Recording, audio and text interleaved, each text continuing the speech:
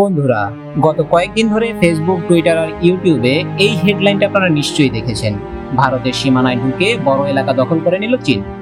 Social মিডিয়ায় কিছু এমন ভিডিও ছড়িয়ে পড়েছে যা দেখে মনে হচ্ছে দুই দেশের মধ্যে বুঝি এখনই যুদ্ধ লেগে যাবে। কিন্তু সত্যিটা কি? চীন কি আসলেই ভারতের ভিতরে ঢুকে পড়েছে, নাকি এর পেছনে লুকিয়ে আছে বেইজিং এর কোনো বড় মাইন্ড গেম? চলুন আজকের ভিডিওতে একদম সহজ ভাষায় এর পেছনের ভূ রাজনীতি বা জিও পলিটিক্স বোঝার চেষ্টা করি। এই পুরো বিতর্কের সূত্রপাত অরুণাচল প্রদেশের একটি স্থানীয় সংগঠনের দাবি থেকে।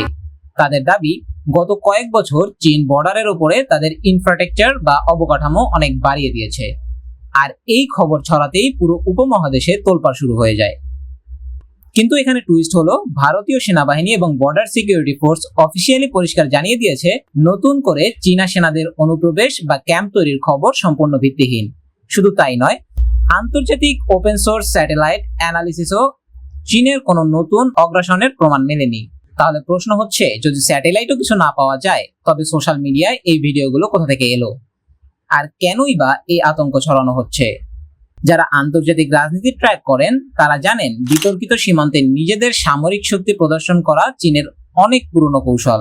2017 সালের ডোকলাম বিবাদ হোক কিংবা 2020 সালের লাদাখ সংকট, চীন সবসময় তাদের রাষ্ট্র মিডিয়া ব্যবহার করে বিশাল সেনা মহড়ার ভিডিও ছাড়ে। জিও পলিটিক্যাল অ্যানালিসিসদের মতে এটাকে বলা হয় সাইকোলজিক্যাল ওয়ারফেয়ার বা মনস্তাত্ত্বিক যুদ্ধ। ভারত সরকার যাতে আন্তর্জাতিক মহলের চাপে থাকে, বেইজিং ঠিক সেটাই করতে চায়। আবার অন্যদিকে কিছু বিশ্লেষকদের ধারণা, ভারত সরকারও হয়তো পরিস্থিতি এখনই বড় করতে চাইছে না বলেই মিডিয়ার সামনে সবকিছু অস্বীকার করছে। কারণ এই মুহূর্তে কূটনৈতিকভাবে রিলেশন কিছুটা সেন্সিটিভ। তো ইন শর্ট বা সংক্ষেপে বলতে গেলে, চীন ভারতের জমি দখল করে যুদ্ধ বাঁধিয়ে দিয়েছে এমন চটকদার দাবিগুলো এই মুহূর্তে সম্পূর্ণ অতিরঞ্জিত এবং ফেক নিউজ। বর্ডার ডিসপিউট বা সীমান্ত বিরোধ বহু পুরনো, কিন্তু সোশ্যাল মিডিয়ায় সব ভিডিও দেখে প্যানিক করার কোনো কারণ নেই। আপনার কি মনে হয়, চীন কি সত্যিই শুধু মাইন্ড গেম খেলছে? কমেন্ট সেকশনে অবশ্যই জানাবেন।